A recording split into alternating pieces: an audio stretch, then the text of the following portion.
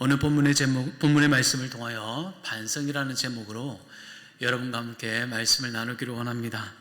반성이라 하면 의학적인 정의로 자기 자신의 상태나 행위를 돌아보는 일이라고 말합니다.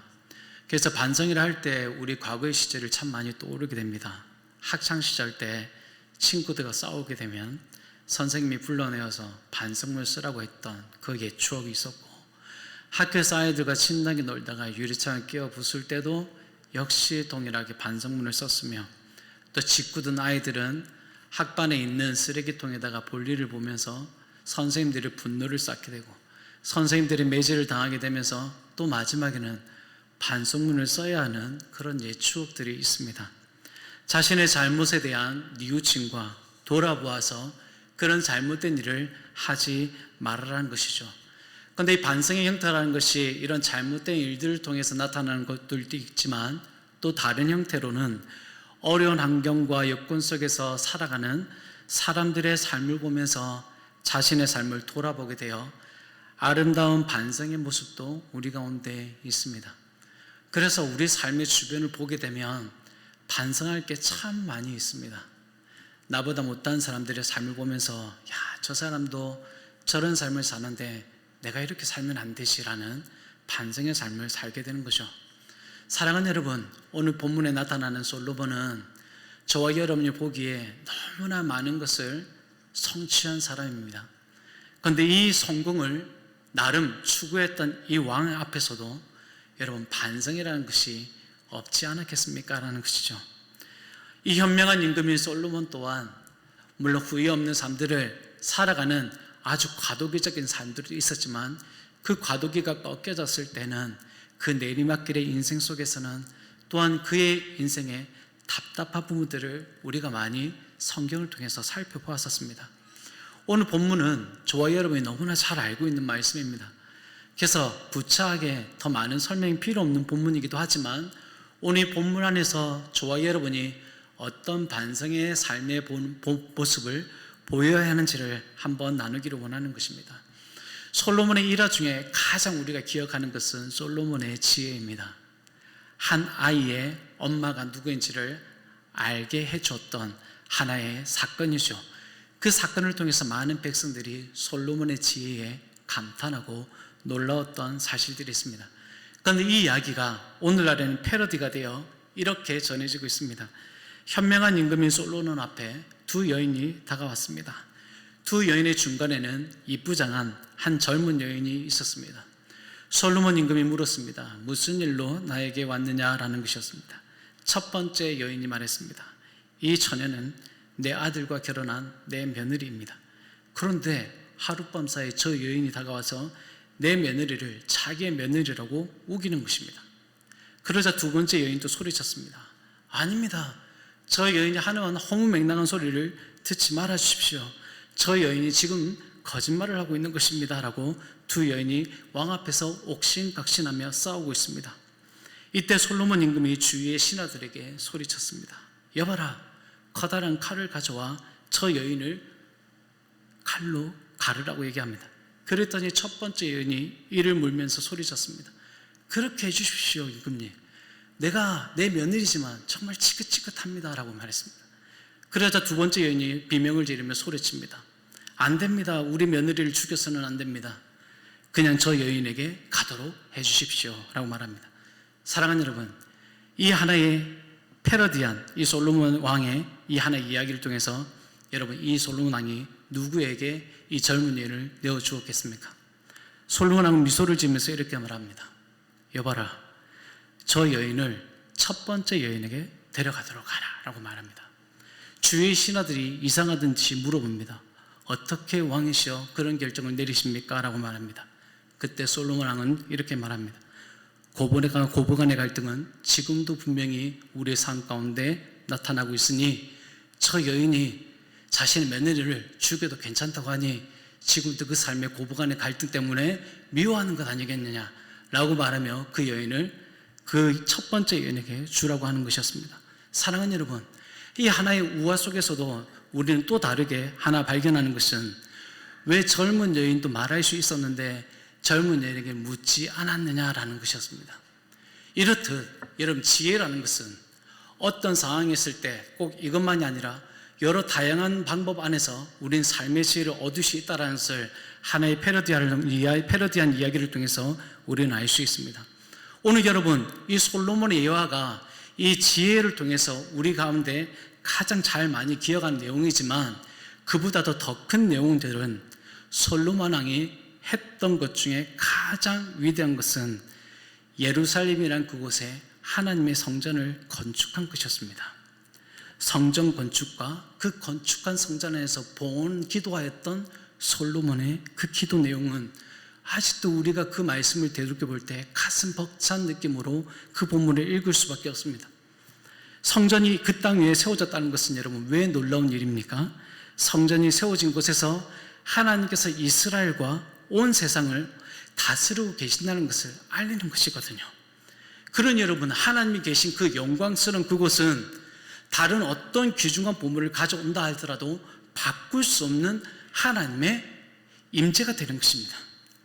그러니 여러분, 이 성전 자체가 무너지고 또한 이 솔로몬의 아주 과도기한 나라에 부국한 그런 상태 가운데 있었음에도 불구하고 그 나라가 여러분 결국엔 둘로 쪼개지고, 심지어는 그들이 바벨론 포로로 끌려가 나중에는 1차 포로로 귀환할 때에 여러분 이 열왕기상을 지금 읽고 있는 것입니다.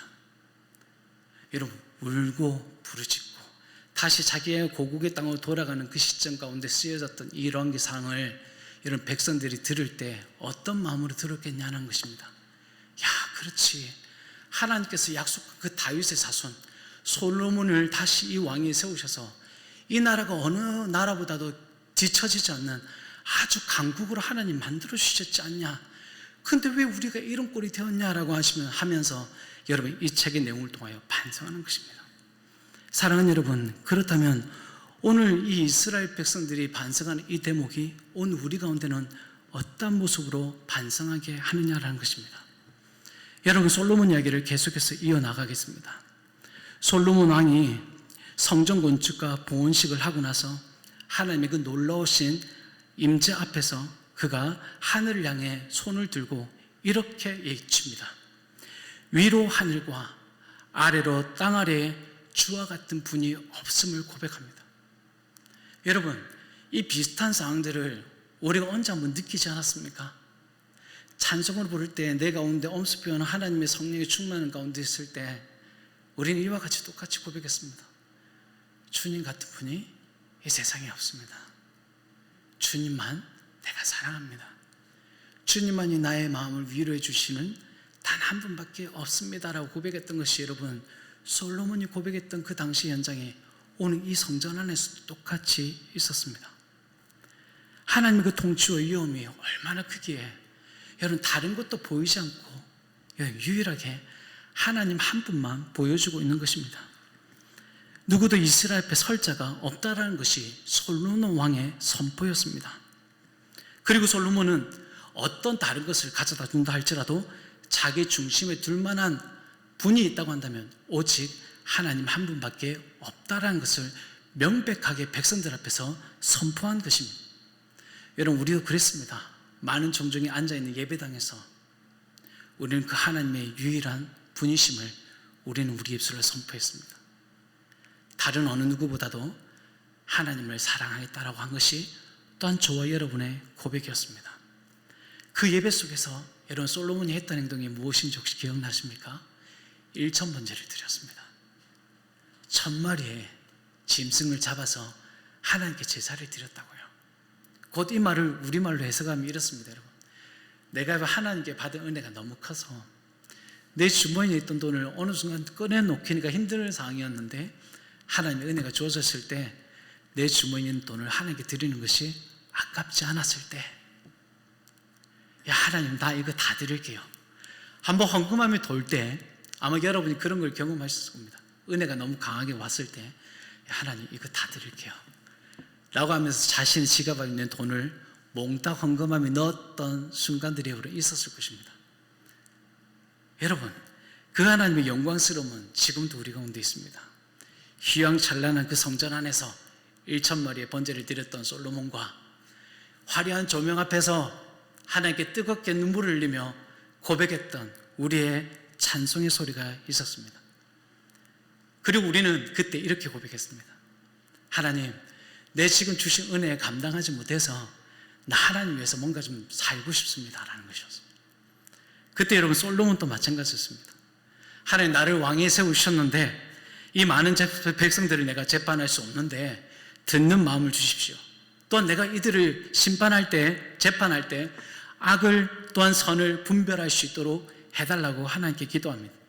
여러분, 듣는 마음과 선악을 분별하게 해달라는 이 간구가 하나님께서 어떻게 들으셨는지 아십니까? 하나님께서 그가 오직 송사를 듣고 분별하는 지혜를 나에게 구하였다라고 얘기하시면서 하나님께서 솔로몬에게 지혜를 주십니다. 그런데 지혜뿐만이 아니라 무엇까지 주시냐면 그가 구하지 않았던 부와 영광까지도 함께 허락해 주셨습니다. 그러면서 하나님께서 한 가지 조건을 솔로몬에게 이렇게 말씀하셨습니다. 내가 만일 내 아버지 다윗의 명령과 또한 다윗이 행한 같이 내 길로 행하며 내 법도와 명령을 지키면 내가 또 내 날을 길게 하겠다라고 하나님께서 약속해 주십니다. 여기서 분명한 세 가지가 있습니다. 내 길과 내 법도와 내 명령입니다. 여러분, 이렇게 하나님께서 약속했던 이 음성 앞에 솔로몬이 어떻게 대답했을까요? 물론 성경에서는 정확하게 언급하지는 않지만 아마 저와 여러분의 경험상 하나님, 나 하나님께서 원하시는 데 다 지켜 행할게요 라는 것이겠죠. 여러분, 이 이후에 솔로몬의 삶은 여러분 승승장구합니다. 누구도 그의 앞길을 막아내지 못합니다. 그의 왕국도 너무나 강성해지고 그 부도 너무 어마어마해집니다. 심지어 여러분, 그 당시 애굽이라는 나라가 되게 강성한 나라였는데 그 애굽이라는 나라의 바로의 딸과 정략 결혼을 했다는 것 자체는 여러분 그만큼 이스라엘이 애굽과 견주어 많이 성장했다는 것을 의미하는 것입니다. 그리고 그의 지혜는 날로 날로 더해졌다고 성경에서는 기록하고 있습니다. 그래서 열왕기상 4장 29절에 이렇게 기록합니다. 하나님이 솔로몬에게 지혜와 총명을 심히 많이 주시고 또 넓은 마음을 주시되 바닷가의 모래같이 하시니라고 되어 있습니다. 사랑하는 여러분, 이 위에도 성전도 건축하고 나서도 하나님께서는 솔로몬에게 나타나서 재차 이렇게 말씀하십니다. 여러분 자막에 이렇게 나옵니다. 열왕기상 6장 12절과 13절 말씀 한번 다 같이 읽도록 하겠습니다. 내가 지금 이 성전을 건축하니 내가 만일 내 법도를 따르며 내 율례를 행하며 내 모든 계명을 지켜 그대로 행하면 내가 내 아버지 다윗에게 한 말을 내게 확실히 이룰 것이요 내가 또한 이스라엘 자손 가운데 행하며 내 백성 이스라엘을 버리지 아니하리라 하셨더라. 사랑하는 여러분, 여기서 똑같이 하나님께서는 솔로몬에게 뭐라고 약속하셨냐면 내가 만일 내 법도를 따르며 내 율례를 행하며 내 모든 계명을 지켜라고 되어 있습니다. 사랑하는 여러분, 이런 약속을 받았음에도 불구하고 오늘 본문 1절은 어떻게 시작하고 있습니까? 다 같이 읽어보도록 하겠습니다. 솔로몬 왕이 바로의 딸 외에 이방의 많은 여인을 사랑하였으니 곧 모압과 암몬과 에돔과 시돈과 헷 여인이라고 얘기하고 있습니다. 여러분 다시 과거로 돌아가 볼까요? 솔로몬이 그 영광스러운 성전 앞에서 두 손을 높이 들고 땅 아래에는 또 하늘 위로는 주와 같은 분이 없다라고 선포했습니다.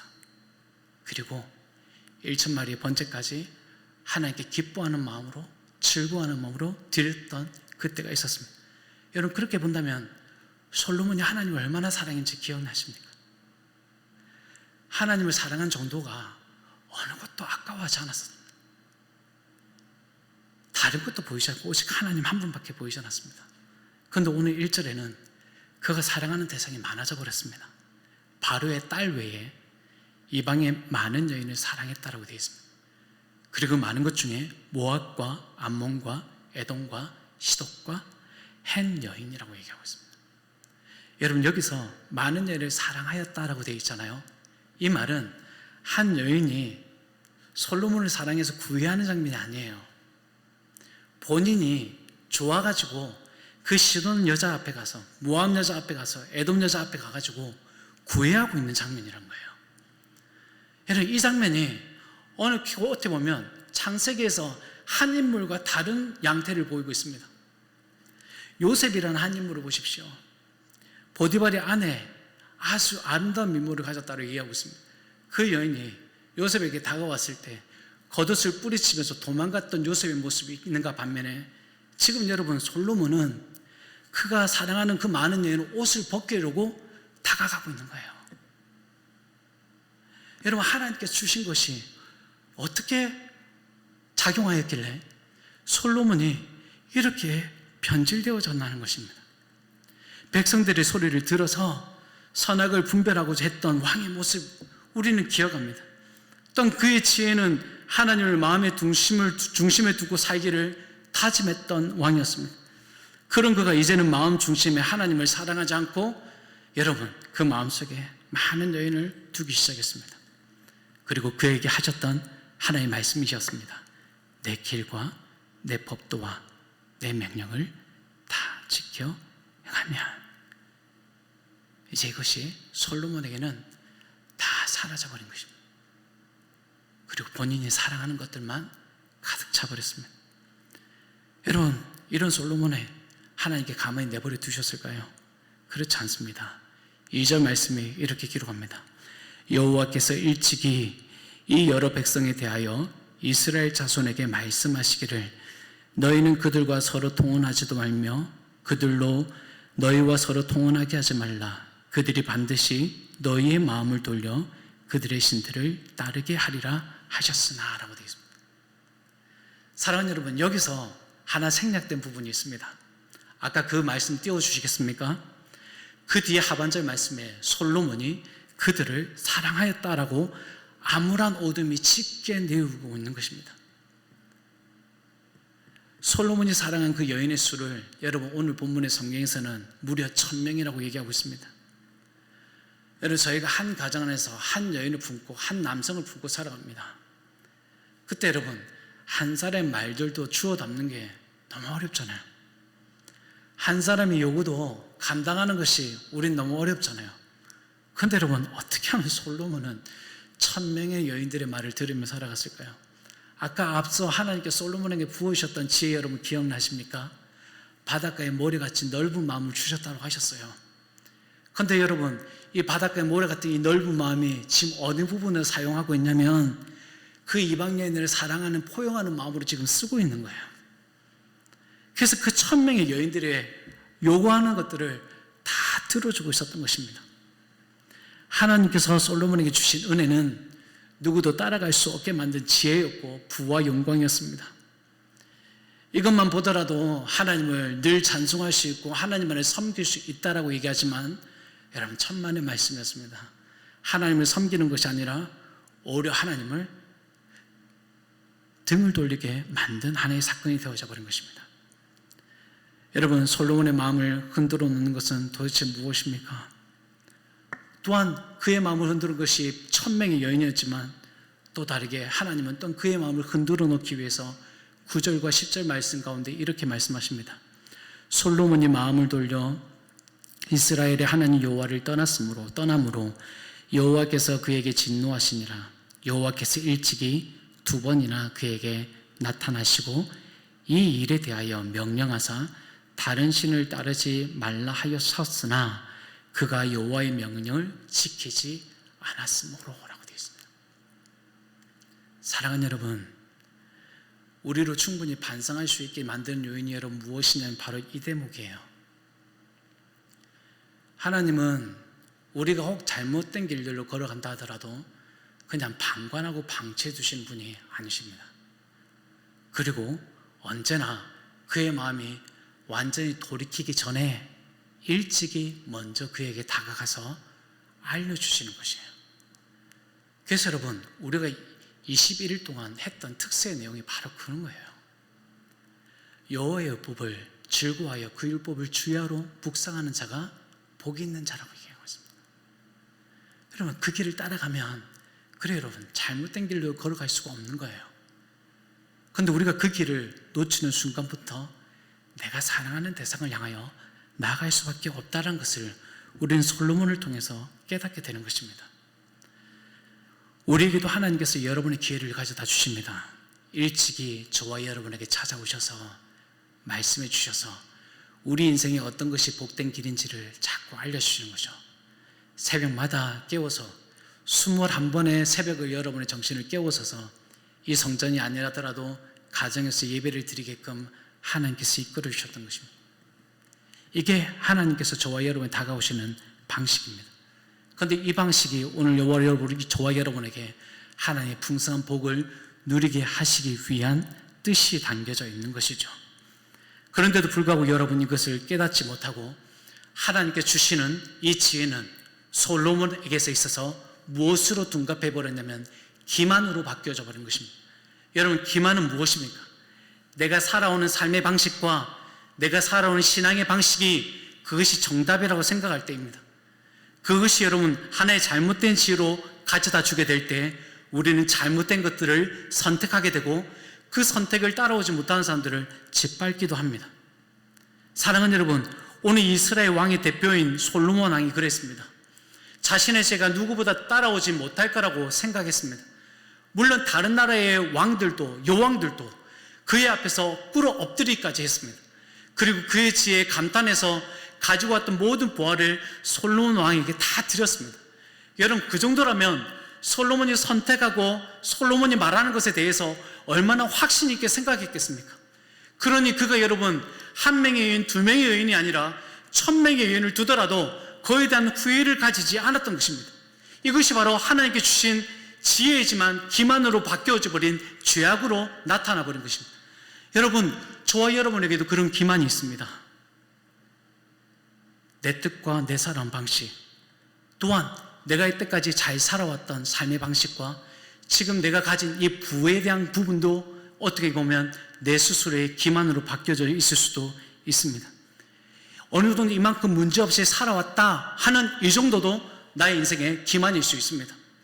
하나님 앞에서 내 명령과 내 모든 명령과 규례와 모든 것을 지키기를 원하시지만 내가 이 정도 살아와도 괜찮다 하는 그런 지혜는 기만이 되어집니다. 그리고 그 기만은 하나님을 사랑하는 것이 아니라 내가 사랑하는 대상들을 하나씩 하나씩 두게 되는 것입니다.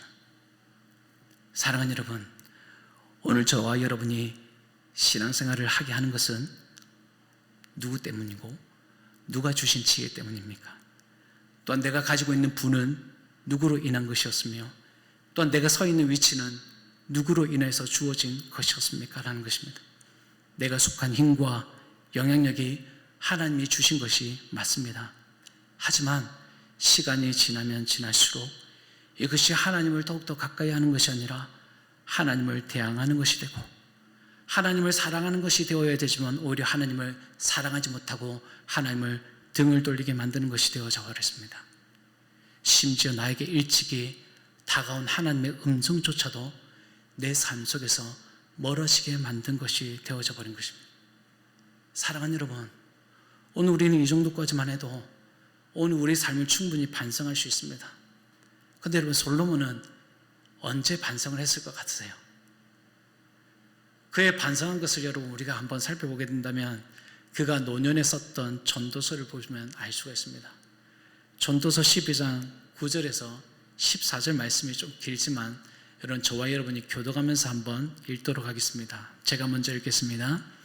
전도자는 지혜자이어서 여전히 백성에게 지식을 가르쳤고 또 깊이 생각하고 연구하여 잠언을 많이 지었으며 전도자는 힘써 아름다운 말들을 구하였나니 진리의 말씀들을 정직하게 기록하였느니라. 지혜자들의 말씀들은 찌르는 채찍들 같고 회중의 스승들의 말씀들은 잘 박힌 목 같으니 다 한 목자가 주신 바이니라.